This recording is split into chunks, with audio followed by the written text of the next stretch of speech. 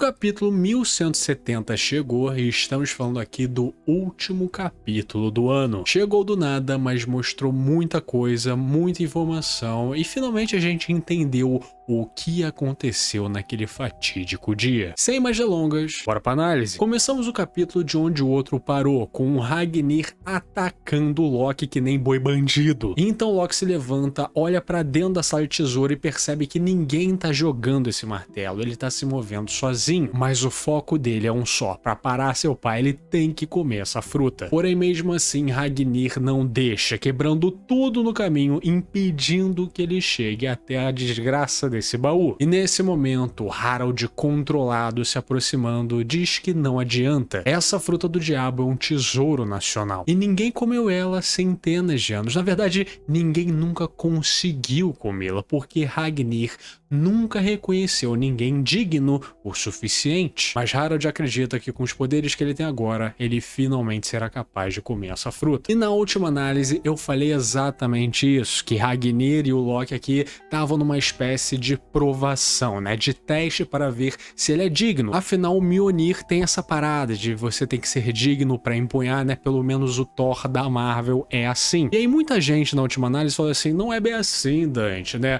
na mitologia nórdica de verdade, não tem essa parada de digno com o Mjolnir. E em que momento se passou na sua cabeça que alguma referência à mitologia nórdica nesse mangá é completamente coerente e totalmente infundado na história contada? Em que momento da mitologia nórdica é apresentado Nika, deus do sol, que é o deus que os gigantes, né, cultuam em Elbaf? Parem de se agarrar nesse tipo de coisa, porque isso mata a capacidade de viajar e teorizar. Em suma, me solta, porra. Toda essa questão do Mjolnir ser digno pode ser uma parada da Marvel que não tem nada a ver com a cultura nórdica, mas já se tornou parte da cultura pop. O Mjolnir é associado a isso, né, pra nós, principalmente do ocidente. Então esse tipo de paralelo acontecer aqui, dessa provação do Ragnir, né, com o Loki pra ver quem pega a fruta, faz muito sentido com as referências que o Oda gosta de dar. Mas antes que Harold consiga se mexer em direção à fruta, Gaban e Shanks aparecem cortando ele de novo. E nesse momento Gaban fala que os ferimentos que os cavaleiros recebem são acompanhados da dor. Eles sentem dor, mas eles se regeneram. Porém, se você lançar ataques neles imbuídos com o hack do rei, isso pode levá-los a um estado de incapacitação. Ou seja, ataques com revestimentos de hack do rei são a fraqueza desses caras. Isso já era meio óbvio com o que a gente viu lá em God Valley, principalmente com a relação do Shebek e o Garland, mas essa fala do Gaban é uma conexão do que está acontecendo atualmente com os Chapéus de Palha e uma informação muito importante de como os Chapéus de Palha podem, né, lutar contra os Cavaleiros Sagrados que estão em Elbaf. Ou seja, com o hack do rei ganhando essa grande importância para lidar com esses inimigos, sabendo que tem pelo menos 3 Cavaleiros Sagrados até agora na ilha, isso é capaz que seja um indicativo de que mais Chapéus de Palha estão aí para despertar seu hack do rei, né? O Sandy já é uma aposta bem antiga, mas é capaz que a grande aposta desse arco, né, que é o Usopp, também dê suas caras nesse sentido. Nesse momento, Shanks pergunta a Gaban por que ele conhece a fraqueza dos cavaleiros. E Gaban responde para ele que no passado eles tentaram levá-lo de volta mais de uma vez. Então vemos uma pequena lembrança do Gaban com um navio do governo mundial se aproximando e dizendo que provavelmente tem um bebê de cabelos ruivos com ele e eles têm que entregar. Eu achei legal essa informação dos Cavaleiros Sagrados, do Garland ter tentado, né, salvar o seu filho dos Piratas Roger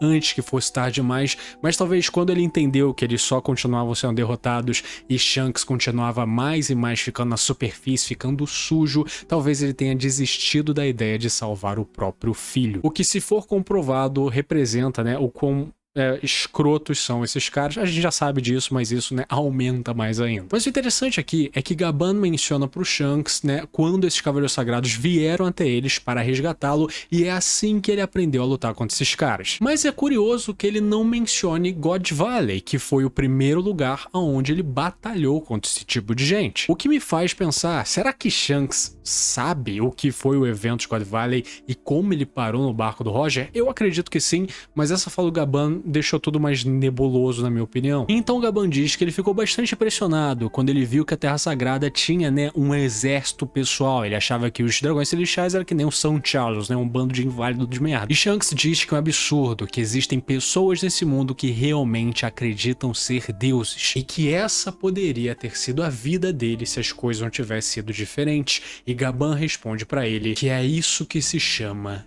destino. Com a gente tendo de novo essa menção, essa conexão de Shanks ser a criança do destino, a criança da profecia. Ele é o verdadeiro escolhido, pelo menos por os olhos dos piratas Roger, que sabem do mundo, conhecem One Piece. O que obviamente alavanca ainda mais a percepção desse personagem e quão forte o Shanks é, e vai ser explicado melhor ainda daqui a pouco. Porque nós voltamos na batalha de Loki contra o Ragnir, e nesse momento o martelo de Loki se estraçalha contra o gigantesco martelo lendário, o Ragnir. E nesse momento o Ragnir se transforma, tendo seu cabo sendo transformado por um esquilinho, ficando bem puto, que acabou de receber um galo na sua cabeça de martelo. Então temos a confirmação de que Ragnir é o martelo que comeu uma fruta do diabo, e a fruta do diabo em específico tudo indica que seja a zoa mística do Ratatoskr, que é basicamente um esquilo fofoqueiro do caralho que ficava, né, subindo e descendo na Yggdrasil, espalhando discórdia e caos para o Ragnarok começar. Ele era um babaca. Inclusive toda a descrição dessa criatura mitológica nórdica me lembra bastante do Loki mitológico, né, desse semeador de mentiras, desse ser de trapaças e tal, o que eu acho que combina bastante com o Loki que a gente tá vendo. O que me faz olhar para certas ilhas lendárias do mundo de One Piece e ver como elas têm meio que frutas próprias baseado nos desejos das pessoas, semeados em gerações e gerações, né? Se a gente vê o Wano, tem frutas próprias de Wano, como a fruta de Yamato, como a fruta lá do monge, né, da raposinha. São todos poderes místicos relacionados a criaturas de um Japão antigo, do Japão lendário, digamos assim. E aqui em Elbaf vemos frutas que têm, né, a temática nórdica antiga e tudo isso, mostrando o quão importantes são essas ilhas lendárias, ricas em história e cultura, que sobreviveram por gerações e gerações. Depois dessa revelação, voltamos para Harald, ainda rebocando os seus soldados, e ele faz isso utilizando de hack do rei. E Gaban acha estranho, porque é a primeira vez que ele vê um cavaleiro de Deus usando o hack do rei. Essa talvez é a informação mais importante desse capítulo, porque isso começa a fazer a gente pensar no conceito de haki e na exclusividade do haki do conquistador. Eu acho que a maioria das pessoas considerou que os Cavaleiros Sagrados tinham sim hack do rei, e ainda mais o Garland, por ter esse parentesco com o Shanks, teria um hack do rei estrondoso e blá blá blá. Porém, o Gaban confirmar que nenhum Cavaleiro de Deus que pelo menos ele lutou contra tem hack do rei, isso é grandioso. O que a gente vai ver daqui a pouco, nesse mesmo capítulo, a natureza do conquistador, né? O que é preciso para você ter esse hack absurdo que faz as pessoas se ajoelharem. E é óbvio que pessoas que nasceram para serem controladas não teriam esse haki. Pessoas que nasceram na estrutura do governo mundial, que nasceram para ser controladas por Imu, antes mesmo de saber o que é Imu e o que é governo mundial e o que é ser um Tenryubito privilegiado nesse mundo, é claro que por causa disso, a aleatoriedade, o destino, como o Gaban falou, nunca vai recompensar essas pessoas com as qualidades de um conquistador, de alguém que toma para si, de alguém que tem a própria iniciativa. Afinal, o governo mundial e todos que o compõem estão presos, estão encolherados por Imu-sama. O que me faz pensar, talvez o Gorosei, que já foram mostrados utilizando o hack do rei, não seja o hack do rei deles, mas o hack do rei de Imu. E na minha visão, isso ressignifica o sistema de haki e principalmente o hack do rei, que já estava começando a ficar um pouco banalizado na saga final. E mais do que isso, agora dá para entender perfeitamente o porquê o Shanks é uma referência nesse tipo específico de haki. Ele ser a criança do destino mostra que ele quebrou o destino que era para ele seguir e formou um novo, o destino do conquistador. E o fato do destino ter colocado ele em um caminho contra a coleira de Imu mostra o quão mais forte o hack do rei dele é em comparação com os outros, porque ele era destinado a ser mais um encolherado fudido e ele se libertou disso e experimentou a liberdade do mundo pirata. É óbvio que o hack do rei dele vai ser um absurdo tudo de forte. Ele talvez seja o mais livre. Então é por isso que no assunto de Haki do Rei, eu acho que o Shanks é o maior expoente de tudo isso, exatamente por essa explicação que vimos nesse capítulo e pela fala do Gaban. Os soldados continuam tentando parar Harold, mas ele é imparável, né? A gente tá vendo aí um cara que, assim como o Kaido, se vale da sua raça, da sua estatura corporal, de ser naturalmente absurdamente forte. E mesmo empalado, mesmo a sua regeneração meio que falhando, né, nesse sentido, ainda assim esse cara tá de pé e parece que nem tá suando. Porém, aparentemente, Ragnir vê que Loki é digno e deixa ele comer a fruta do diabo e que já faz o corpo dele começar a se transformar. E nesse momento vemos uma silhueta bizarra aparecendo com 2 olhinhos ali, o que é bem interessante,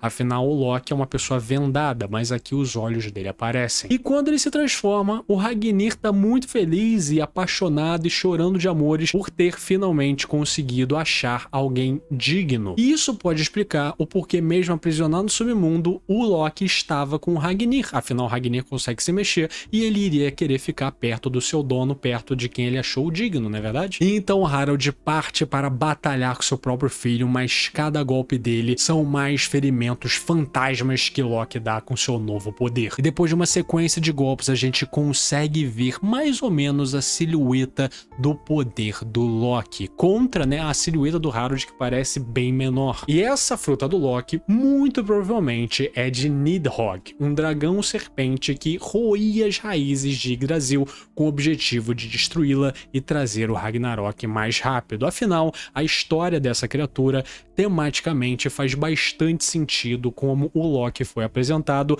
e também Nidhogg era um dos parças de fofoca do Ratatoskr, né? Então faz todo sentido. E com isso, estamos falando aqui de um personagem que simplesmente porta 2 zoans místicas, a categoria mais poderosa, rara e lendária de todas as frutas do diabo. Se você achava que o Barba Negra era pica por ter a paramécia mais forte e a logia mais diferente, esse rapaz tem 2 zoans lendárias no seu porte, amigão. Acho que não é preciso de muito para dizer que Loki é potencialmente um dos personagens mais poderosos dessa obra, com certeza fazendo frente com personagens absurdos que nem, por exemplo, o Akainu e até mesmo os próprios imperadores. Ele é um cara que tem o sangue de gigante ancestral que ele herdou do pai dele, 2 zonas místicas e uma ferocidade de um passado que foi muito atormentado. Ele é uma máquina. Loki então volta à sua forma de gigante, já empunhando o Ragnir, e vai atacar o pai dele, já emanando o Haki do Rei, na qual Harold olha e diz que dentro dele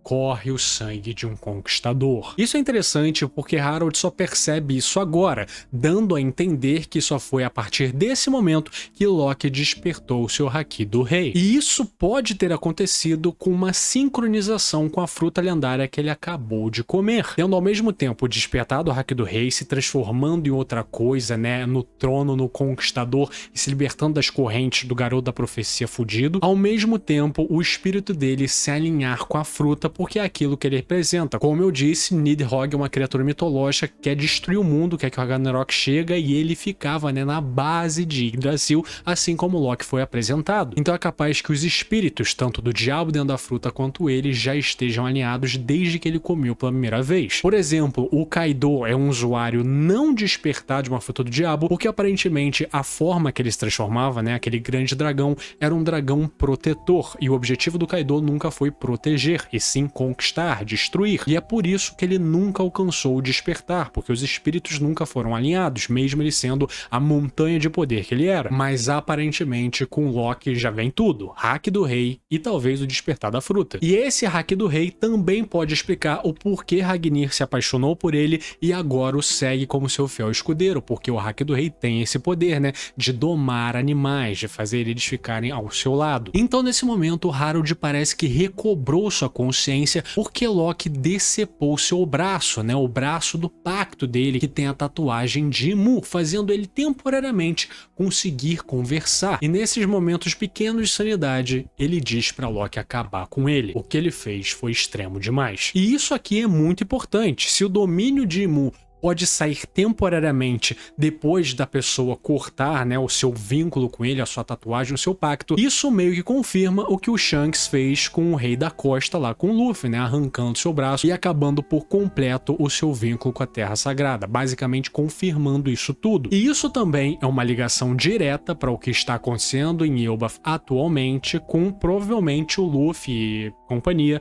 atacando exatamente a tatuagem e talvez tirando eles desse controle, e talvez com isso a gente possa ver o que Gunko pensa de fato, e seu passado com Brook e tudo mais. Loki diz que ele pode perdoar seu pai, afinal ele estava sendo controlado, mas Harold diz que não exatamente. É mais como se meus próprios pensamentos tivessem começado a cair sob a influência daquela coisa. Eu estava começando a me ver como um deus. E eu acho que essa descrição que o Harold deu aqui para o poder de Mu é muito mais perturbadora do que um hellish controle mental. Isso aqui nada mais é do que lavagem cerebral, e mais do que isso, fazer o seu peão pensar como você e ter a soberba e arrogância do grande Imu. É meio que se tornou uma coisa só, essa parada meio mentalidade de colmeia, o que de novo pode explicar de tabela o contrato abissal dos Gorosei, que é o contrato mais fundo de todos, o maior de todos, que pode exatamente oferecer isso com o Imu-sama, eles fazerem literalmente parte deles, e é por isso que eles conseguem utilizar o Haki do Rei, porque o Haki do Rei não é deles, e sim de Imu. E no meio do papo de Harold e Loki, a gente vê Shanks, Gaban e Jaru, as pessoas que sabem a verdade sobre esse dia, que sobreviveram, se recuperando de seus ferimentos. E a gente tem que levantar a pergunta, por que a verdade nunca foi falada? Por que eles não se moveram?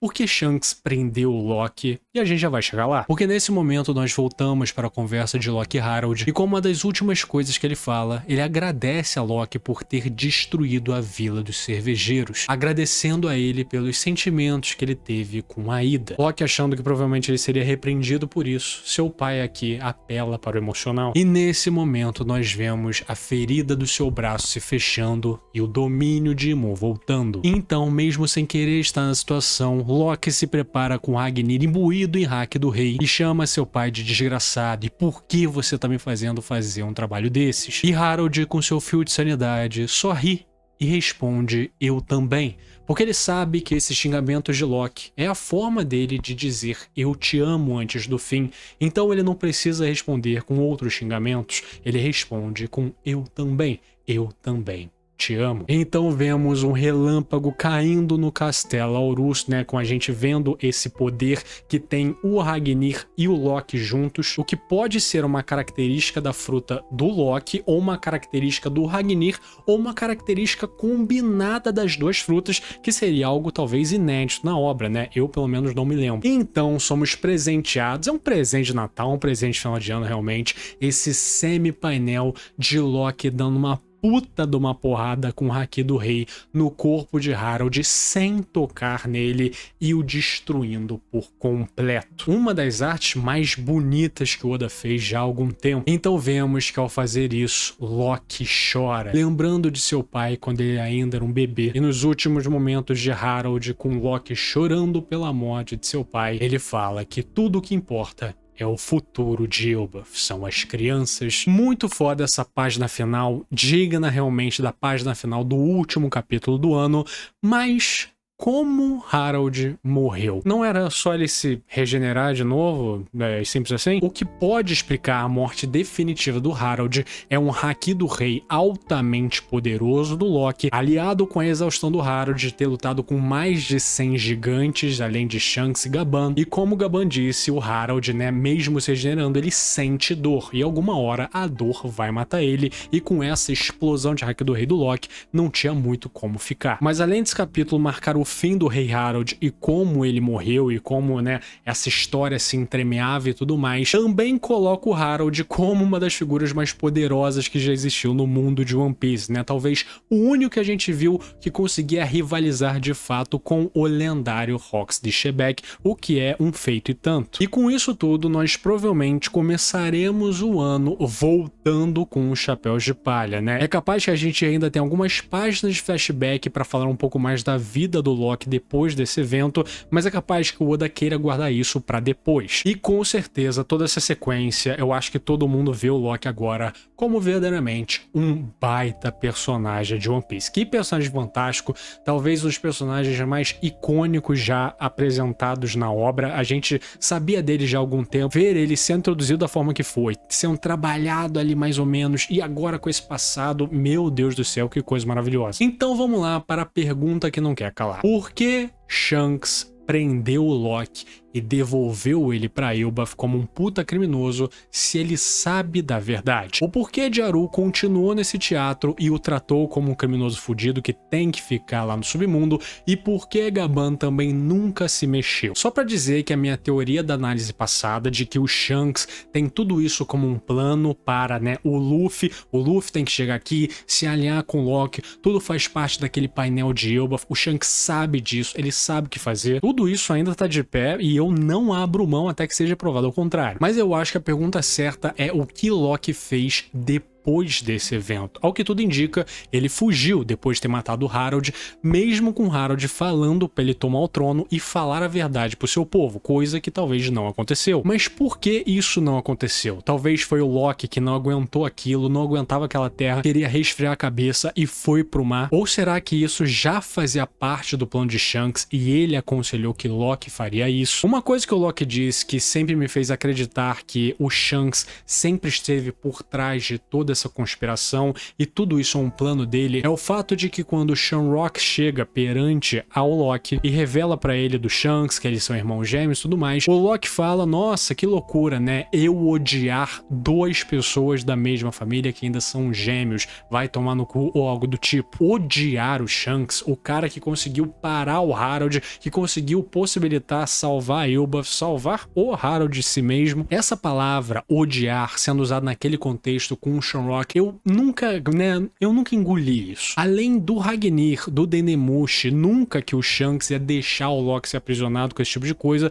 mas mesmo assim ele deixou, ele tem um plano. Eu acho que a maioria das pessoas quer saber o que o Loki fez no mar e a recompensa exorbitante que ele adquiriu de mais de 2 bilhões de berries, né? A gente ainda tem uma lacuna grande dessa história, que é a questão com a Charlotte Lola, né? E como que se deu essa aproximação, como que se deu essa rejeição, se isso realmente afetou o Loki, ou se isso tem algum outro tipo de conotação que a gente nunca entendeu. Essa é uma parte muito nebulosa desse personagem e eu quero ver os pulos que o Oda vai dar para explicar essa lacuna ainda não explicada. De qualquer maneira, esse capítulo ele serviu basicamente como uma receita para os Chapéus de Palha voltarem e aplicarem o que eles adquiriram nessa história agora com os inimigos atuais. Como, por exemplo, cortar um membro onde está a tatuagem que simboliza o pacto com Imu para que os inimigos recuperem parcialmente a sanidade. O famoso hack do rei para inutilizar, fazendo com que outros Chapéus de Palha possam despertar. E é claro, provar para nós que os Cavaleiros Sagrados podem morrer, eles não se regeneram se eles atingem um certo ponto, se eles atingem um certo estado, sendo comprovado que o que eles têm não é imortalidade e sim uma regeneração absurda. Eu acho que um outro texto importante em todo esse flashback é mostrar a quantidade de protagonistas que essa obra tem, né? A gente pode interpretar que um protagonista desse mundo foi o Rox de Shebeck, e a gente até pode interpretar que um protagonista da obra em si, o One Piece,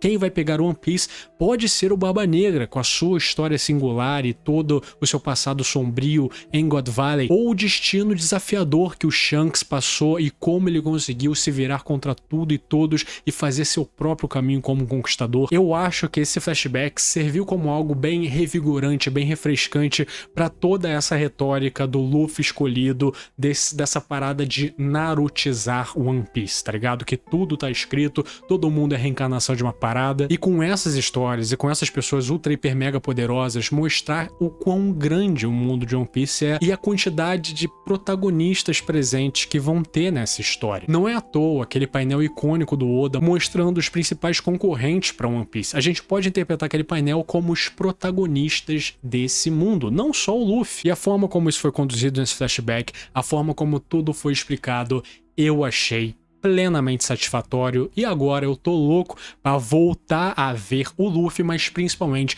pra gente ver o Loki e a relação Loki-Luffy. Caralho, eu tô morrendo pra ver isso de novo. O último capítulo do ano, um verdadeiro presente, hein? Muitas informações, muitas cenas que já vão se tornar icônicas nessa obra, além de um flerte para um futuro mais esperançoso e a enfim queda do governo mundial que tem que acontecer. Loki sendo desenvolvido como um baita personagem. Esse flashback fez a gente ver ele com outros olhos, com certeza. Ele já era um personagem muito maneiro, muito descolado, mas o que esse passado fez foi realmente humanizar esse personagem, né? Ir além da estética, além do lado maneiro dele. Na minha opinião, esse flashback também introduziu um novo power scaling, um novo sistema de poder, porque o que a gente viu aqui é bastante único, tanto com God Valley, com os Piratas Rocks, até mesmo com o próprio Harold e agora com o Loki, as coisas estão ficando mais quentes, mais grandiosas, como era para ser digno de uma saga final. Não tem jeito, a cada capítulo que passa, tudo fica mais dinâmico,